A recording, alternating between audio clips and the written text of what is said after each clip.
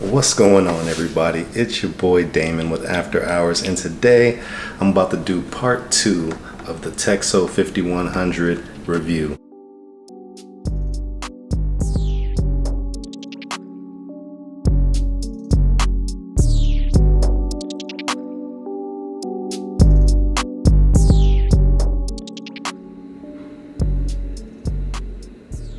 So for the first half, I kind of told you a lot about the thought process that I went into to get this machine, and just, you know, the thought process behind getting a leather sewing machine. But now I want to get into more of, you know, how do I use the machine and what are some of the benefits that I find from the machine, and maybe some of the challenges. And this is coming from someone that did not use a sewing machine before I bought this machine, and that's how, you know, seriously I was taking it when I said, hey, I'm about to invest in a leather sewing machine and try to take the business to the next level. So that's what we're about to go through, and I'm going to show you guys how I make the Dopp kit for After Hours. So you guys get the first sneak peek of the Dopp kit. 37 ounce waxed canvas, bridal leather, and then I love these little American flag tags. So there you go. We're about to make this right now, and because this is really mostly about the sewing machine, I'm not going to do a full build video, but I'm going to use the construction of this for the demo, and that is because there's parts that work really well for the flatbed attachment, like putting on the zipper, and then we're going to take that flatbed attachment off to do some of the seams on here, because that works really well with the cylinder arm. So we're about to get to it. All right, guys, let's make it happen. All right, so the first thing we got to do is, since I'm going to be making a different color scheme / colorway, I have to fill up a new spindle. And so basically you guys get to watch the whole process from beginning to end on just, I got the machine, I need to get thread going. So the first thing you got to do is fill up a spindle. So the first thing you got to do is stick this thread through a little hole right there in the spindle.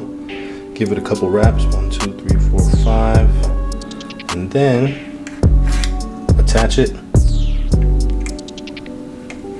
And you got to get the hole. There's a little hole right there that lines up. Tap that down, and then I gotta lift up the presser foot. I like to do that just so that the needle isn't going too crazy and too much machinery going crazy. But now we're about to fill up the spindle. Oops. Got a little crooked there.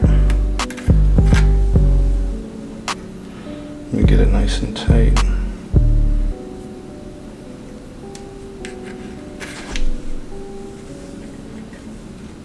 There we go. There we go.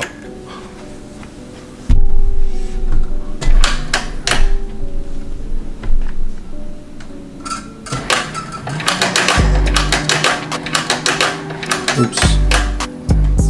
Since I took that spindle out, that thing was still open.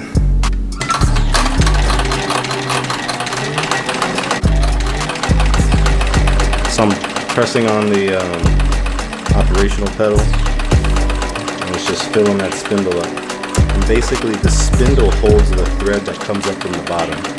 So there's thread that comes from the needle at the top, and it does a lock stitch where they lock like that.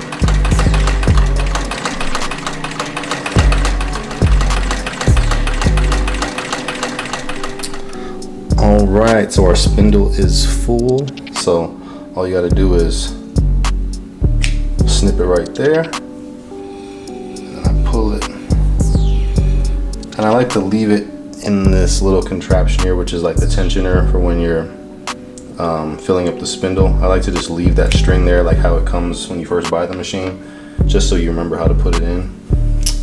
And now it's time to thread the needle. All right, so to thread the needle, basically just go through this little contraption here at the top, through this hole right here, through the tensioner, through this little loop, around that twice. And you guys, this is not for instructional purposes. This is just kind of to show you what I go through when I'm using the machine, so that you can get an accurate picture for like what is necessary to actually operate the machine. I think that's probably one of the biggest things, is that you need to understand that it's like, if you never worked on a production line, it's kind of like that. This is your machine. You got to keep it oiled. You gotta know how to use it when trouble strikes.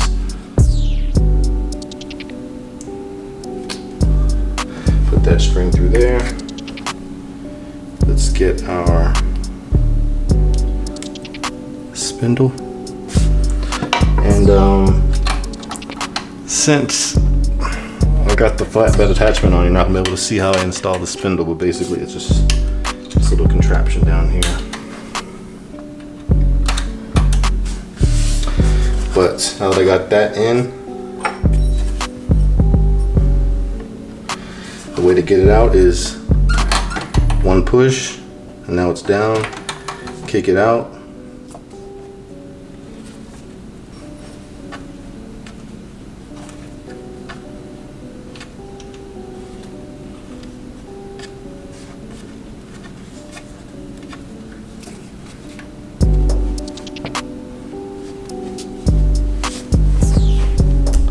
First thing I do when I'm about to start a project is I just take a piece of scrap leather and run it through the machine to make sure everybody's on the same page. That me and the machine are on the same page. Throw it in reverse. Let her get a few stitches in. That's usually how I start every stitch. Do a couple reverse and then come forward. Try to go into the same holes and just let it run a little bit.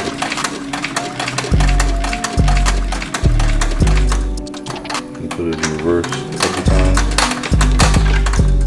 Forward again one time.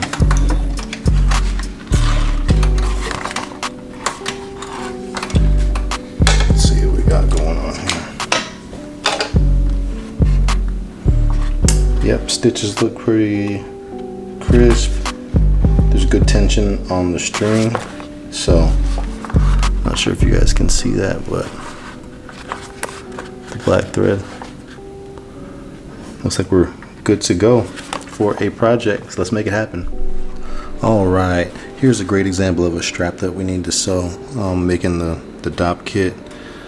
This is the strap for the Dopp kit to hold the handle. Basically, we're gonna run a seam right along this edge and then right along this edge. So let's see how it goes.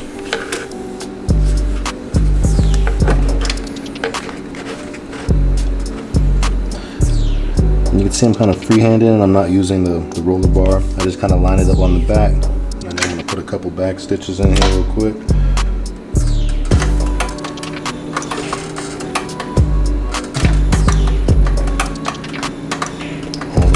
And now we're coming forward now. I'm just using that edge right there and that presser foot to make my line.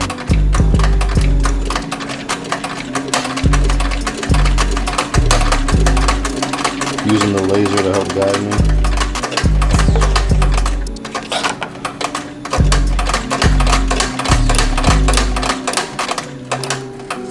Okay, pause. I see that the string got out of whack. That's one of the things I check every couple stitches to make sure everything is looking right above on the machine. All right.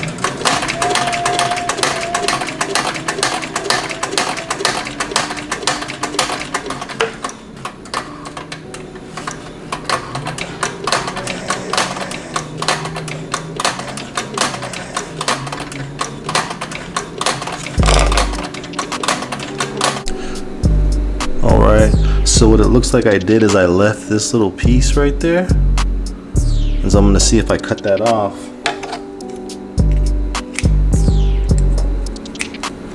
Now to see if it works a lot better once we get this in there. I think that. Alright, so you can see we thought we had some live action here, but we did. The thread broke right there, so now we're about to continue this. And we're lucky that this was canvas instead of leather, or that could have been really bad.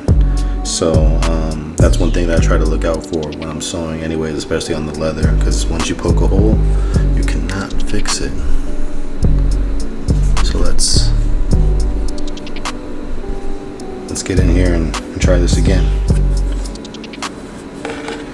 So like I said, we troubleshot, and I believe that we found the issue. So hopefully all goes well. Do a couple back stitches to start over the line that's already there. And let's turn and burn.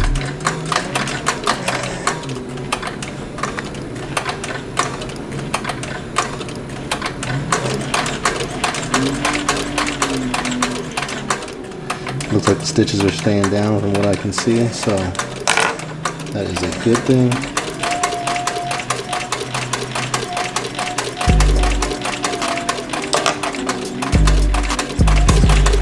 Keeping that presser foot close to the edge, and this laser really helps in this situation.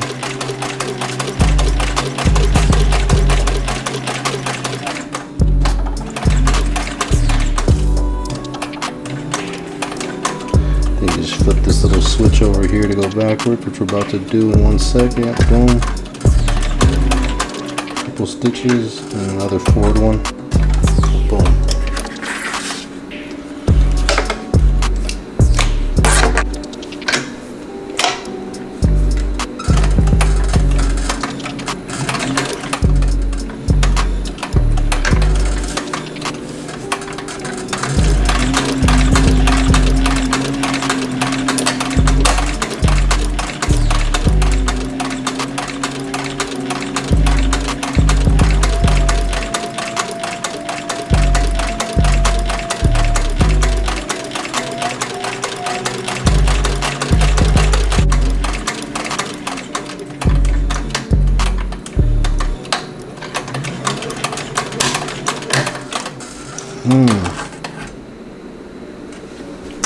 So it looks like we broke a needle right there. This is stuff that happens, and I don't know all the time, you know, if this is user error, but oh, perfect, I can see it right here. This is what happened.